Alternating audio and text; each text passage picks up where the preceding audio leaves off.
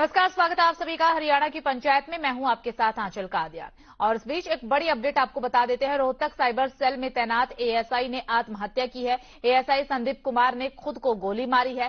3 page का suicide note और एक वीडियो मैसेज भी मिला है। कथित सुसाइड नोट में आईपीएस वाई पूरन कुमार के खिलाफ आरोप लगाए गए। ये बड़ी अपडेट इस वक्त आपको बता रहे हैं। एएसआई संदीप कुमार ने खुद को गोली मारी और गोली मारने से पहले एक वीडियो बनाया, सुसाइड नोट भी लिखा है। रोहतक साइबर सेल में तैनात एएसआई ने सुसाइड किया है और गोली मार करके सुसाइड किया। बताया जा रहा है कि 3 पन्ने का एक सुसाइड नोट और एक वीडियो भी उन्होंने जारी किया है। कथित सुसाइड नोट में आईपीएस वाई पूरन कुमार के खिलाफ कई सारे आरोप भी लगाए गए हैं। हरियाणा में रोहतक के साइबर सेल में तैनात एएसआई संदीप कुमार ने खुद को गोली मार करके सुसाइड कर लिया है। उनकी डेड बॉडी लारोट धामड रोड पर एक मकान से मिली है। मौके से सुसाइड नोट भी मिला है। ये भी सामने आया है कि उन्होंने मरने से पहले एक वीडियो बनाया है। कहा जा रहा है कि एएसआई संदीप कुमार ने एक सुसाइड नोट भी लिखा था। इसमें कथित सुसाइड नोट में दिवंगत आईपीएस पूरन कुमार के खिलाफ कुछ आरोपों का जिक्र किया गया है। पुलिस ने फिलहाल ना तो सुसाइड नोट की पुष्टि की है और ना ही वीडियो की।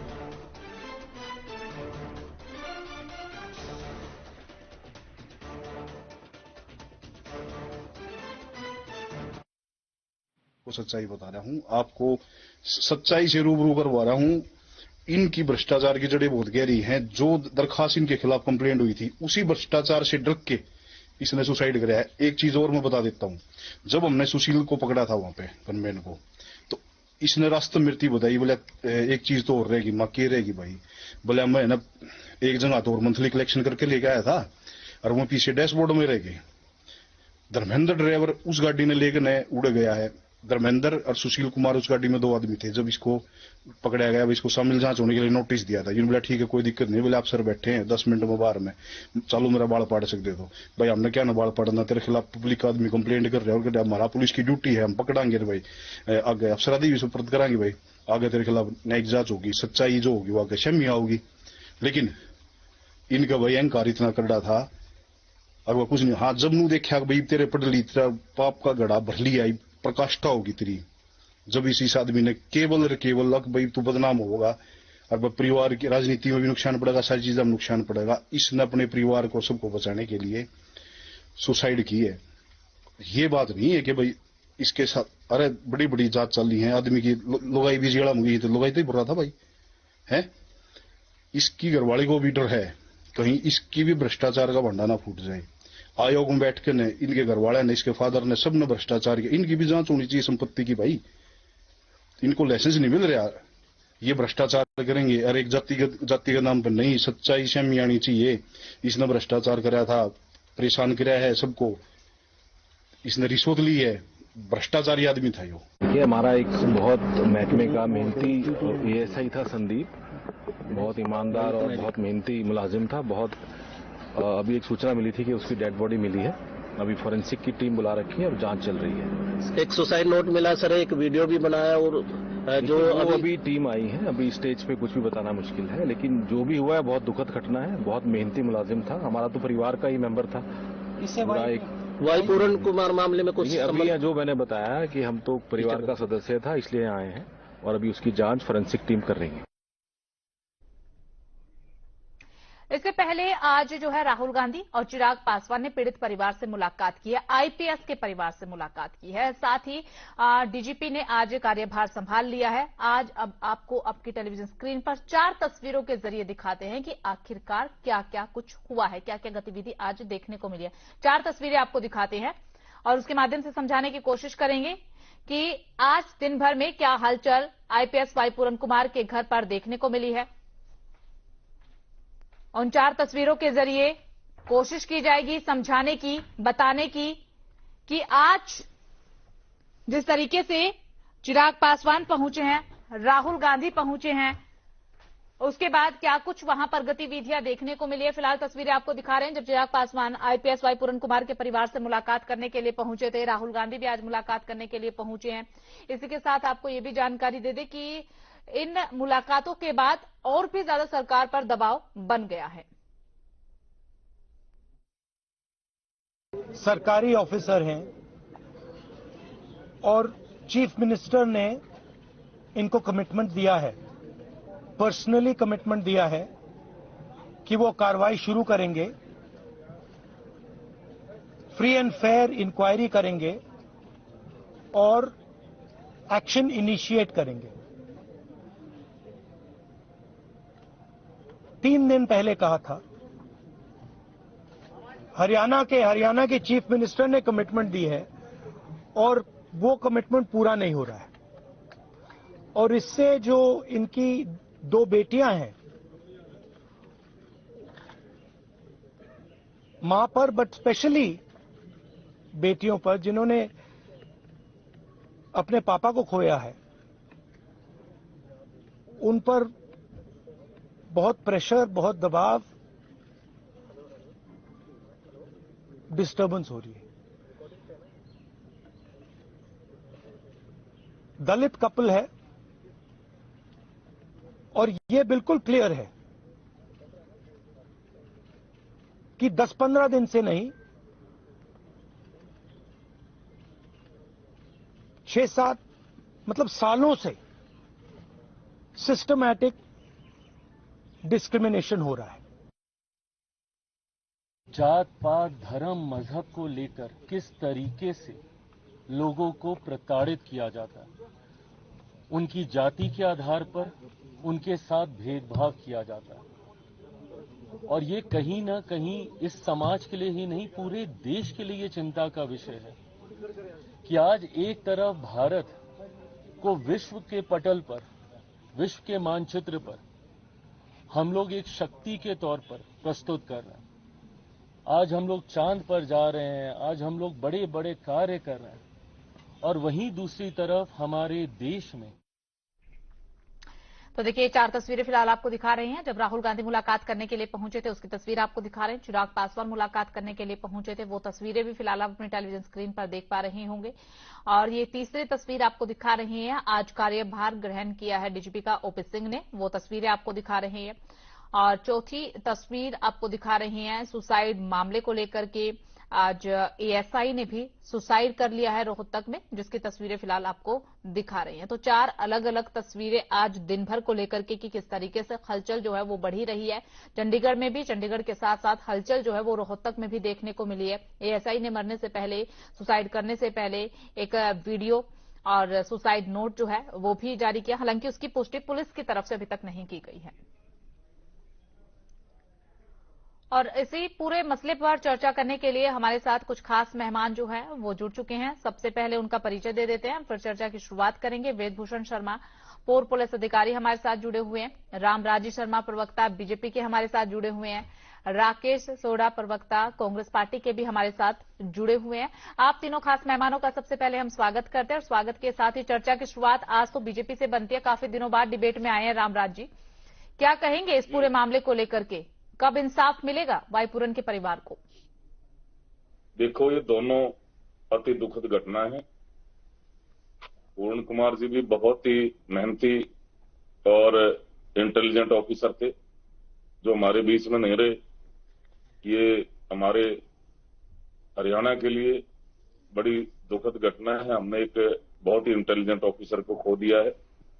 और दूसरा, ये भाई संदीप हमारे जुलाना का था, संदीप लाठर, और बड़ा मिलनसार था। ये भी बड़ा होनहार बच्चा था।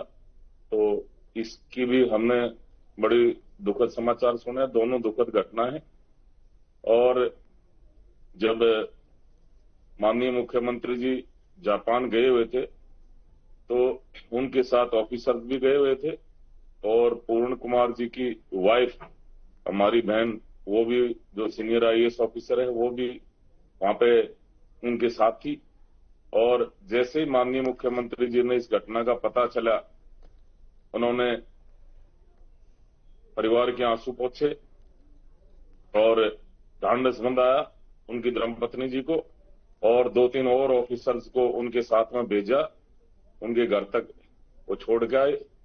और फिर माननीय मुख्यमंत्री जी अपना वो जापान दौरा वो बीच में छोड़ के वो चंडीगढ़ आए, और आते ही सबसे पहले उनके घर गए। परिवार बिल्कुल शर्मा जी, देखिए परिवार से मिले, मुलाकात की, वो सब हमने देखा है। बिल्कुल बिल्कुल बिल्कुल शर्मा जी, परिवार को आश्वासन भी दिया जिन बातों का जिक्र आप कर रहे हैं वो तस्वीरें हमने देखी, हमने दर्शकों को भी दिखाई, हमने वो भी दिखाया जो एक्शन लिया गया। रोहतक एसपी को हटा दिया और आज जो एक्शन लिया गया, डीजीपी को छुट्टी पर भेज दिया, ओपी सिंह ने प्रभार। लेकिन सबसे महत्वपूर्ण सवाल शर्मा जी यहाँ पर ये उठ रहा है कि एक आईपीएस अधिकारी का सुसाइड कर लेना, तमाम आरोप लगा करके, सरकार की नाकामी नहीं है क्या ये? देखो, ये जांच का विषय है। कहां किस एंगल पे क्या कोताही कौन से अधिकारी ने बरती, ये जांच चल रही है।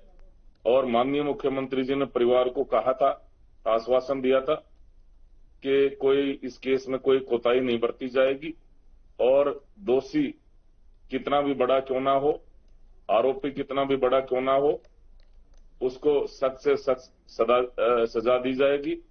और क्योंकि ये मामला चंडीगढ़ प्रशासन देख रहा है, चंडीगढ़ पुलिस इसकी जांच कर रही है, क्योंकि ये घटना चंडीगढ़ की है और इसमें चंडीगढ़ के डीजी साहब ने बड़े सीनियर ऑफिसर्स की एसआईटी बना दी गई है और वो जांच कर रही है और रोहतक भी पहुंची है।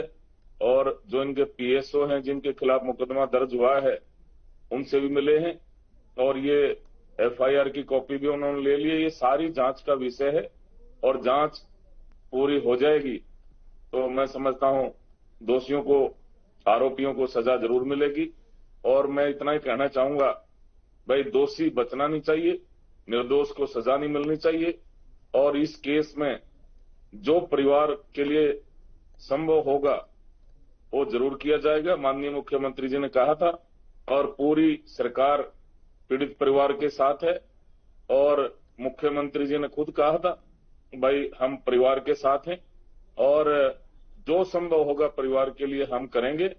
और परिवार के कहने पे रोहतक का एसपी का तबादला कर दिया गया है और डीजी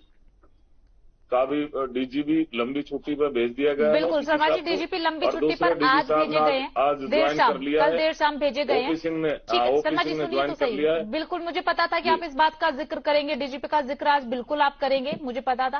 लेकिन कुमारी सैलजा का एक बयान सामने आया, शायद आपने भी सुना होगा। उन्होंने कहा है कि ये काम तो 8 दिन पहले भी सरकार कर सकती थी ना, आज क्यों, जब छुट्टी पर ही भेजना था। परिवार तो गिरफ्तारी की मांग कर रहा है। देखो मैं आपको बताऊंगा, इसमें जो कानून है, कानून के अनुसार ही कार्रवाई होती है। और डीजी क्योंकि प्रदेश का पुलिस प्रमुख होता है, उसका मुखिया होता है, उसको छुट्टी पर भेजने में उसको जो चार्ज लेता है, जहां पर भी जो पेंडिंग इश्यूज हैं, तो इसमें थोड़ा सा समय लग जाता है। स्वाभाविक है कि ये कानूनी दाव पेच हैं, तो ये करना पड़ता है। और ये मैं समझता हूं जांच का विषय है, जांच चल रही है और जो जांच में सामने आएगा, अब जैसे एसटी एक्ट में उसमें और संगीन धाराएं लगा दी गई हैं। जी बिल्कुल, क्योंकि जांच अधिकारी ने देखा भाई इसमें और धाराएं लग सकती हैं, ठीक है, तो उन्होंने लगाई। जो संभव होगा परिवार के लिए वो जरूर कराया यानी जाएगा। कि अंत है परिवार को इंसाफ मिलेगा। ठीक है राकेश सोढ़ा जी, क्या बिल्कुल मिलेगा, हम परिवार के साथ हैं। ठीक है राकेश जी, क्या कहेंगे आप? शर्मा जी को आपने सुना, कांग्रेस लगातार कई सारे आरोप जो है लगा रही है। आज राहुल गांधी भी वहां पर पहुंचे, बड़े आरोप लगाए, यहां तक कि इतनी बड़ी अपील कर दी कि पीएम खुद इस पूरे मामले को लेकर एक्शन ले।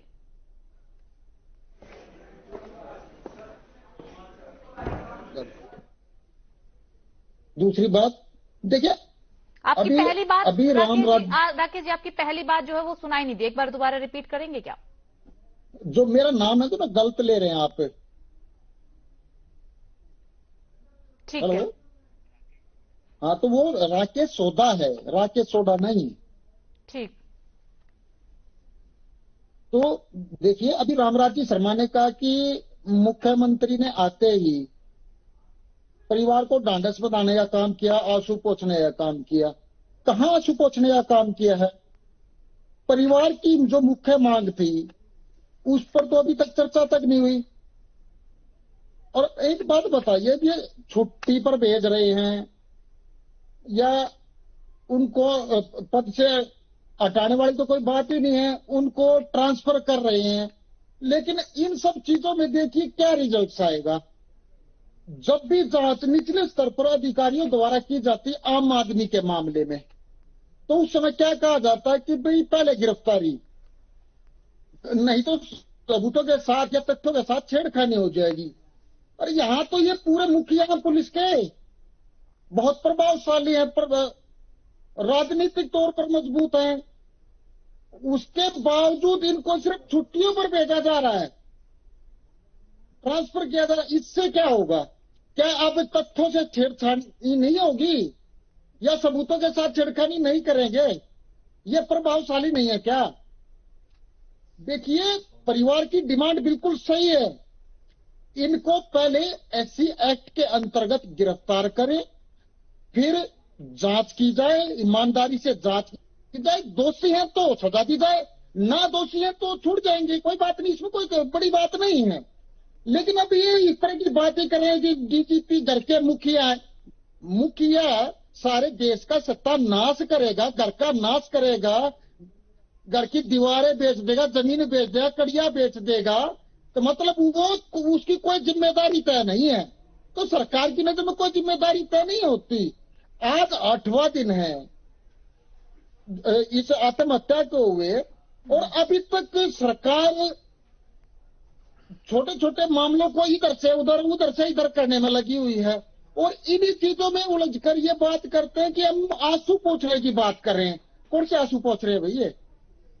इस प्रदेश और देश के बड़े बड़े नेता यहां पर आ गए, उन्होंने भी कोशिश की, महापंचायत यहां हो गई, उसकी बात सरकार ने नहीं सुनी। अब सुबह एक डिबेट, एक जो प्रेस क्लिप थी हम देख रहे थे कि वो संदीप वाल्मीकि जी ने आरोप लगाया कि हमारी बात हुई है, तो मैंने मुख्यमंत्री जी ने कहा कि मैं तो चपरासी को भी सस्पेंड नहीं कर सकता। किस चीज का मुख्यमंत्री हैं आप? किस तरह के प्रदेश के मुखिया हैं आप? ये तो हद की बात हो गई। तो आप लोगों की तो जिम्मेदारी थी कि परिवार की भावनाओं का ख्याल रखते हुए उन लोगों को गिरफ्तार करके जांच कराइए। गिरफ्तारी का मतलब ये तो नहीं है ना उनको सजा हो गई है। जैसे आम मामले हैं, हम सीधी बात कर दें, इस देश के अंदर ये एक बार एक देश एक विधान लागू होता है। सुनिए आप पूरी बात, इस देश के अंदर एक देश एक विधान है, सभी के लिए कानून बराबर है। जब आम आदमी पर एट्रोसिटी मामला बनता है तो उनको गिरफ्तार करके उसके बाद जांच की जाती है। तो ये अधिकारी कहां से आ गए कि ये संविधान से बाहर हो गए, देश से बाहर हो गए? ये भी तो इसी देश के निवासी हैं, उसी संविधान के अंतर्गत इन पर कार्रवाई होनी है, उसी कानून के अंतर्गत कार्रवाई होनी है। तो इन पर भी वो कार्रवाई क्यों नहीं? सरकार इन चीजों से बच क्यों रही है? अभी कुछ बातें हमने पिछली डिबेट्स में भी कही थी कि भाई कुछ दिन पहले जब हमारे प्रदेश में भारतीय जनता पार्टी की पिछली सरकार थी, मनोहर लाल खट्टर जी मुख्यमंत्री थे और अनिल विज जी गृह मंत्री थे, तो उनके संज्ञान में यह मामला आया इन सभी अधिकारियों का, और अनिल विज जी के सामने ये सारी बातें हुई और इनको बेइज्जत करने का, जातिवाद, और ये सारे का सारा सुसाइड नोट में दिया उन्होंने। तो जब सरकार के संज्ञान में मामला था तो सरकार ने उस समय क्या किया? इसका मतलब सरकार ने जो है दलितों को और पिछड़ों को कुछ समझती ही नहीं है। तो सरकार इनको अधिकार देना ही नहीं चाहती है। यदि तो इस मामले से तो ये सीधा सीधा साबित होता है ना कि सरकार कहीं ना कहीं संलिप्त है, सिस्टम और सरकार की सुनियोजित हत्या है। लेंगे शर्मा जी से, समय कम है, इसका जवाब हम लेंगे शर्मा जी से। एक बार वेद प्रकाश जी का भी रुख कर लेते हैं, वेदभूषण जी का भी, माफ कीजिए, वेदभूषण जी का भी रुख कर लेते हैं, उन्हें भी चर्चा में जोड़ लेते हैं। वेदभूषण जी, जिस तरीके से पूरा मामला सामने आया, उजागर हुआ, और अब तो एक एएसआई ने भी सुसाइड कर लिया, इसके बाद कई सारे सवाल खड़े हो जाते हैं। आत्महत्याओं के जिस तरीके से मामले सामने आ रहे हैं, क्या पुलिस फोर्स के भीतर की जो सच्चाई है वो उजागर हो रही है? बिल्कुल आंचल, ये सारा मामला कॉन्स्पिरेसी के तहत किया गया क्या, ये जांच का विषय है।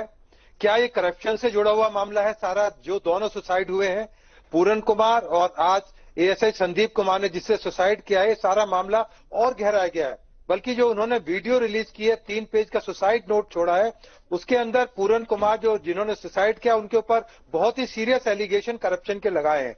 उसके अलावा उन्होंने कहा है कि महिलाओं का शोषण पूरन कुमार द्वारा किया जाता था। ये वेरीफाई किए जाने की चीज है, जांच किए जाने की चीज है। SC ST का मामला ऑलरेडी दर्ज है, जिसकी जांच भी जो एससी वर्ग के आईपीएस अधिकारी हैं पुष्पेंद्र, जो चंडीगढ़ पुलिस में तैनात है और यूनिट टेरिटरी से है, वो हरियाणा पुलिस से नहीं है, वो उसकी जांच कर रहे हैं। अब एएसआई संदीप कुमार की जो मौत है उसने सारे मामले को एक नया समीकरण दिया है। क्या इसकी जांच किसी सेंट्रल एजेंसी सीबीआई से कराई जाए या किसी हाई कोर्ट जस्टिस के तहत कराई जाए, क्योंकि मामला अब दो स्टेट के बीच में आ गया। चंडीगढ़ चूंकि यूनियन टेरिटरी है और हरियाणा एक स्टेट गवर्नमेंट का सब्जेक्ट है, तो ये तमाम चीजें इतनी उलझ गई हैं कि इसकी जांच अब केवल एक ऐसी एजेंसी से कराई जाए जो सारे प्रकरण की इन टोटलिटी मतलब पूर्ण रूप से एक जांच कर सके। वो कौन कर सकता है? वो सेंट्रल एजेंसी जांच कर सकती है। अभी बात चल रही थी कि गिरफ्तार कर लिया जाए डीजी साहब को, तेरे के तेरे आईपीएस अधिकारियों को। ऐसा नहीं होता। जो कांग्रेस के प्रवक्ता है वो हाई कोर्ट सुप्रीम कोर्ट के जजमेंट्स को देखे, उसमें कहा गया है कि पहले जांच करके सुनिश्चित करें कि क्या इस तरह के सबूत मौजूद हैं कि किसी की गिरफ्तारी हो। डीजी नहीं, एक आम आदमी की गिरफ्तारी के लिए भी सुप्रीम कोर्ट की गाइडलाइंस है, उसमें पहले जांच हो, जब सबूत आ जाए तब उसकी गिरफ्तारी हो। तो ये कह देना कि उसकी सबकी गिरफ्तारी कर लो तेरे के तेरे आईएएस अफसर को, ये किसी भी तरह से ना तो कानून संगत है, ना कानून इसकी इजाजत देता है। अब जहां तक दोनों ऑफिसर्स के कंडक्ट की बात है, जो एएसआई संदीप ने सुसाइड किया है और पूरन कुमार ने सुसाइड किया है, वो एक जांच का विषय है, क्योंकि पूरन कुमार के खिलाफ और भी एक करप्शन का मामला अंडर इन्वेस्टिगेशन है, क्योंकि इसमें एएसआई उनका जो हेड कांस्टेबल सुशील वो ऑलरेडी जेल के अंदर है, वो सारा मामला भी जांच के अंदर है। तो ये सारा एकदम किसी कंक्लूजन पर पहुंचना, राजनीतिक लोगों की अपनी मजबूरी हो सकती है, उनको वोट लेने हैं, उनको अपनी बात कह के निकल जाना, पर कानून की बात करना और इन्वेस्टिगेशन की बात करना और पुलिस डिपार्टमेंट के अंदर क्या चल रहा है, ये कहीं ना कहीं आज इस सारे मामले से एक्सपोज जरूर हुआ और होना भी चाहिए। पुलिस में यदि करप्शन है तो उसका निराकरण। भूषण जी बिल्कुल सही है। आज एक नया मामला सामने आया रोहतक से एएसआई के सुसाइड का, उसके बाद पूरे समीकरण यहां पर बदलते हुए नजर आ रहे हैं। आप तीनों खास मेहमानों का बहुत बहुत शुक्रिया हमसे बातचीत करने के लिए, चर्चा करने के लिए। समय आज इतनी ही इजाजत देता है। तो देखिए लगातार जो है इस पूरे मामले को लेकर के तूल पकड़ता जा रहा है। आज राहुल गांधी मुलाकात करने के लिए पहुंचे। राहुल गांधी ने सबसे बड़ी बात कह दी कि पीएम खुद इस पूरे मामले में एक्शन ले, ये अपील जो है राहुल गांधी करते हुए नजर आए। चिराग पासवान भी मुलाकात करने के लिए पहुंचे, इसके अलावा भी कई दिग्गज मुलाकात करने के लिए पहुंचे। लेकिन सबसे बड़ी बात, इंसाफ आखिर कब मिलेगा, गलत कौन है और भ्रष्टाचार हुआ या नहीं हुआ, अगर भ्रष्टाचार हुआ तो कौन कौन उसमें संलिप्त है, जांच का विषय, जांच कब होगी ये देखने वाली बात रहेगी। फिलहाल हरियाणा की पंचायत में सिर्फ इतना ही।